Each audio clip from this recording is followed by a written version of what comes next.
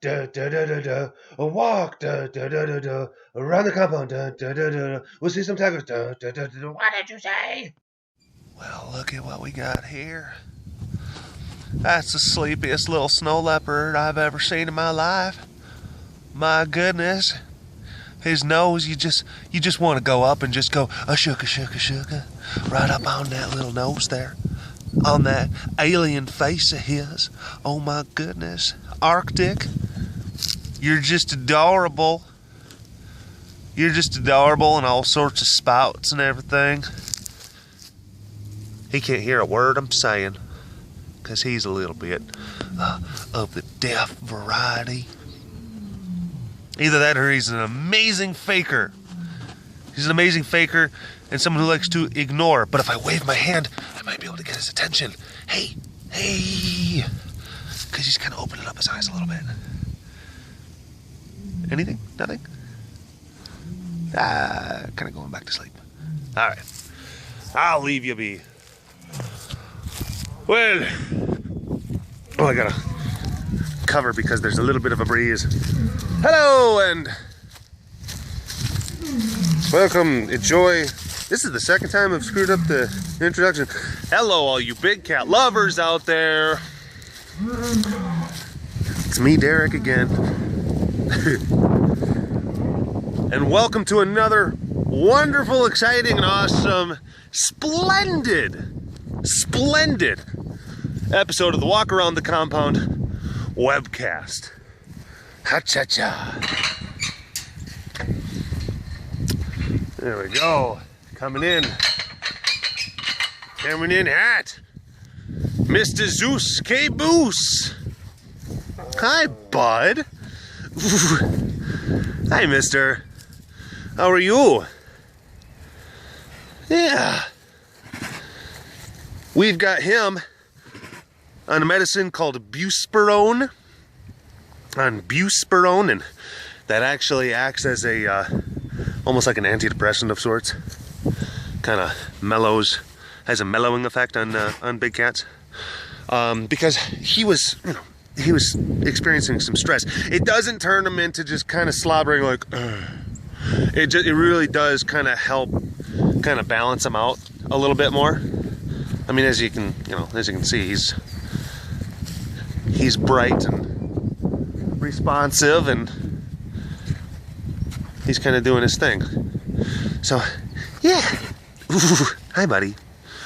Haven't done any of the big kitty cat shuffling as of yet, because we're probably not going to be doing the thing that I was talking about before, where we're going to move Kate over here. What we're more than likely going to do is move this guy over to where the 4 babies enclosure is.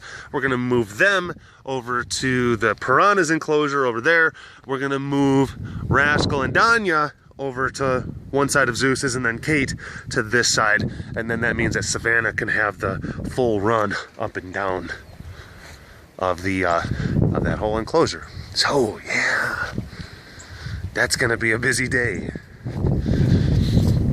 How do you move the cats, Derek? Well, it's a good question. I guess I'll answer you. Oh my gosh, cuteness, hold on. No, keep doing the thing. Keep doing the thing. What are you doing? Ah, no, keep being cute. Oh my goodness, wait. Ah, more cuteness. Peach sharpening.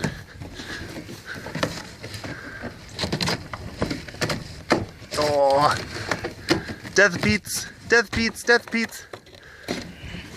Mr. Jake. That's Mr. Jake. How you doing? Yeah. They love this spot above this box. He has so much space to run around in, but they always just like to choose. Ooh, yeah. So very excited. So much excitement. But they'll oftentimes choose those little, enclosed spaces. Really awesome things going on. Hey. Yeah, Luchaloo. Luchity-loo. Really awesome stuff. That vine that I posted last week or was it the week before? Yeah, it was the week before. That was basically asking, you know, like, hey, we got a bunch of stuff that's going on, which of course, you know, there's always stuff going on, but it seems to really be happening a lot, all at once. And, you know, the bills are going to be stacking up. The one vine from that point to this point has raised over $10,000. So, wow, that is awesome. That is really, really awesome. Thank you so much to everyone who donated. Not sure, because we had some like really big donors, some people that definitely went above and beyond. And not sure if those individuals are watchers of the webcast, but holy moly. Either you've got deep pockets or you make very bad decisions. But thank you to everyone. It's definitely going to help out a lot because, you know, we still got some things that we've got to try to fix. As far as Arali and the Zubiri are concerned, yeah, I mean that's a rough thing. I mean, they're bright and their mental state is good. And we've got that extra little enclosure out in the backyard, and they'll come in at night, and maybe they'll spend a few hours during the day outside. But you know, it is difficult for them to have the type of mobility that we would like for them to have. But Dr. Bill has been able to come and take extra looks at them, look at all the imaging results that came from the A&M visit, and really kind of hammering out treatment ideas as far as like what nutritionally to give them, all the vitamins and the minerals and whatnot. And oh my goodness, why you gotta be jelly? Why you gotta be jelly, Ellie? Jelly. And we're probably going to be moving them to a different section of the yard because eventually we still have to make the back section that they're at right now. That's got to still be Arctic's, Mr. Beanhead's section. What? Hey, will you go into the lockdown? Will you go into the lockdown? Oh, this is awesome. Oh, this is awesome. Yes. Oh, this is so, you have no idea. Wally, for some reason, has been, I will ask him to go into the lockdown so that we can clean his enclosure. And then he basically gives the equivalent of a middle Pete. And he's not even being like really fearful. He's not even really being just that contrary. He just decides. He's just like, no, I don't have to do it. I don't have to go. I'm lying. My gel's not in there. I already checked. Oh my gosh, look at how excited you are.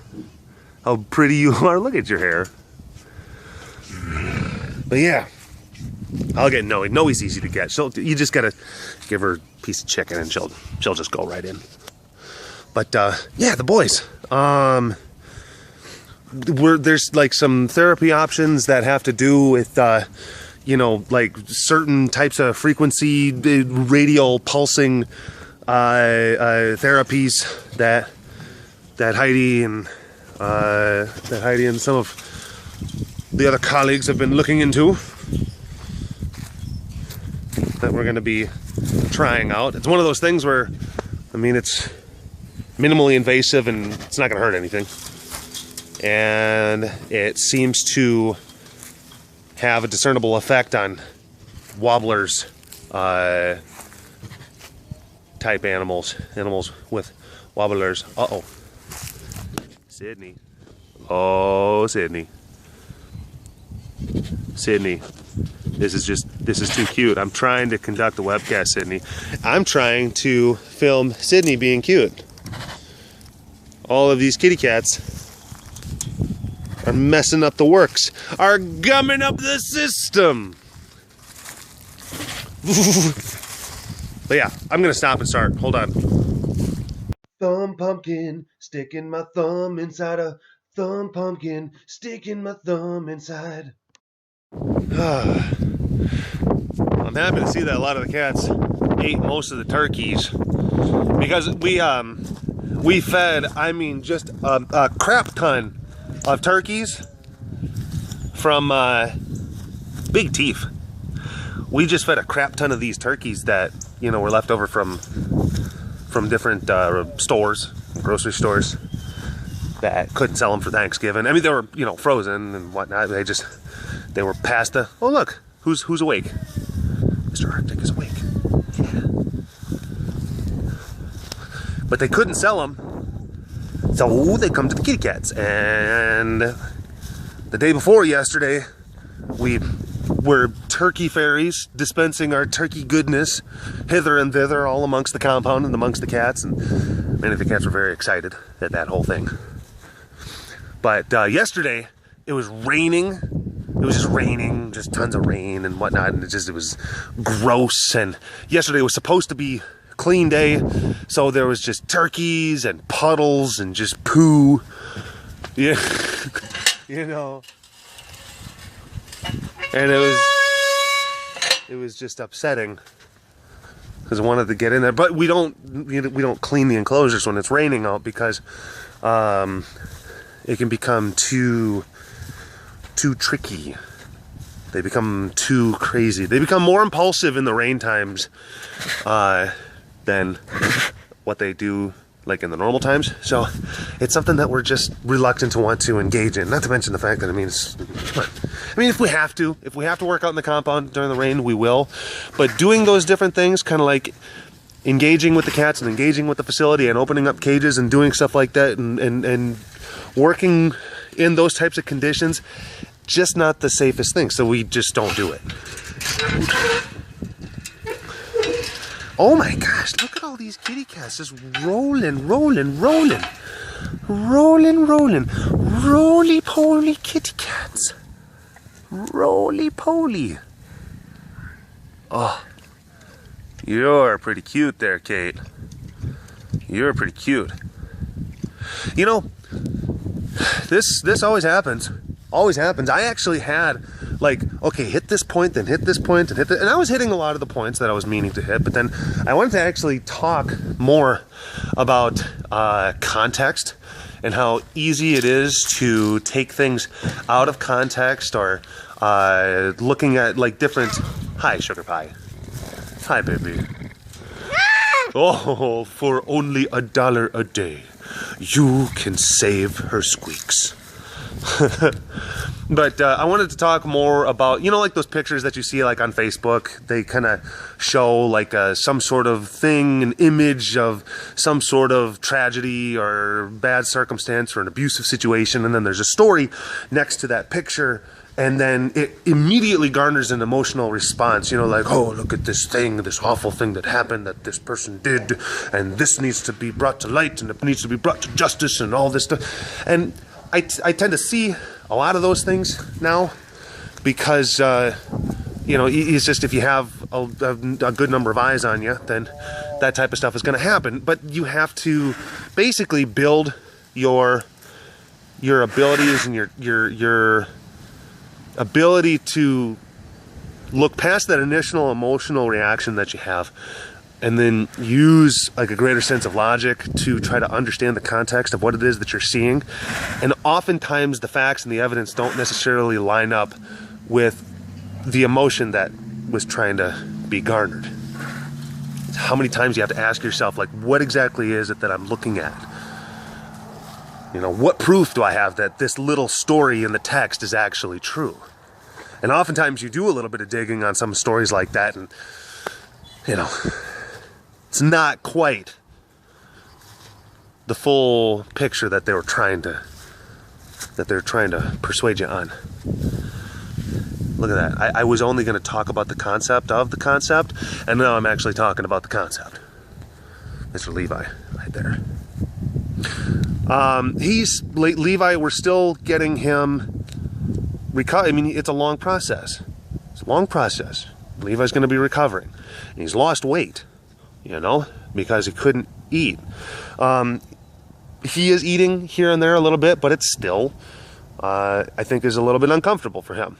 But, you know, he's bright and he's a fighter, and he has the desire, and he's doing a lot better than he was before. But, you know, he lost weight, you know, his tummy, you know, and he lost muscle mass on his back legs there, and he's gotten weaker, and it exacerbated kind of like a hip issue that he had.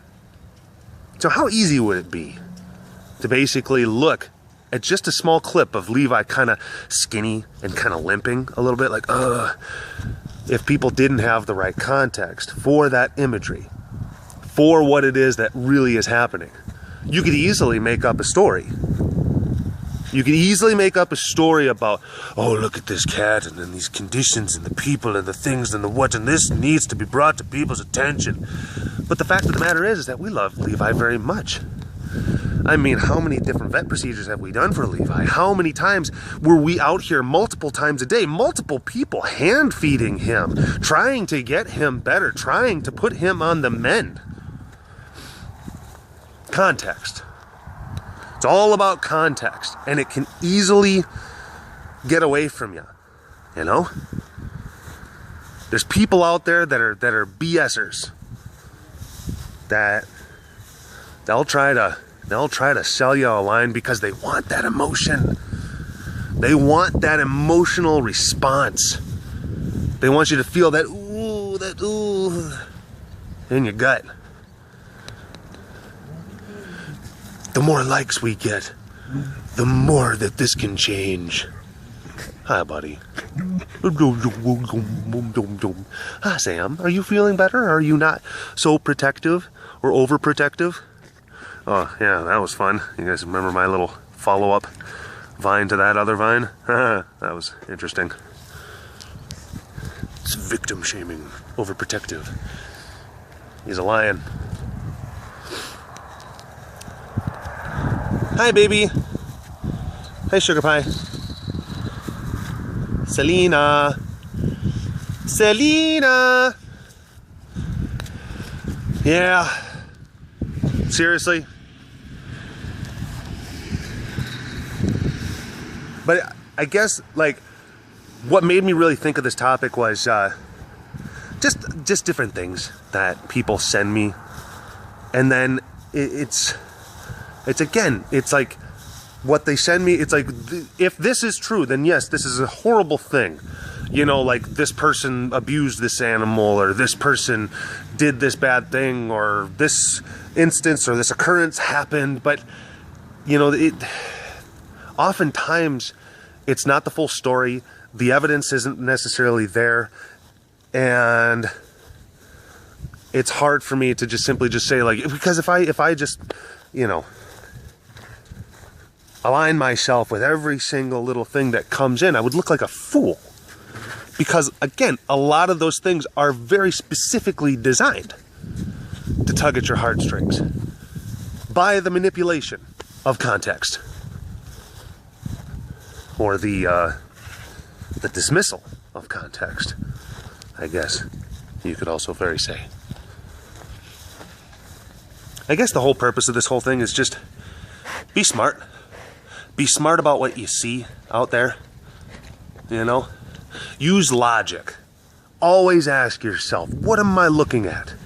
What is this message trying to say to me? Is this person being for real? Is this really a thing? Do some follow-up.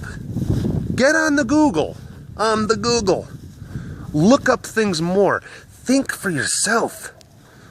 Don't just automatically say, yes, this is how it is. Ace. Ace, ace, ace. Don't think I really have to search too much for context with that one.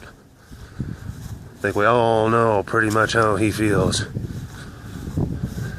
Yeah. But believe in messages to a point. But think for yourself. You know? Think for yourself. Sleepy Solano. Cute Solano. That's all I got, folks. Bye-bye. Have a good one.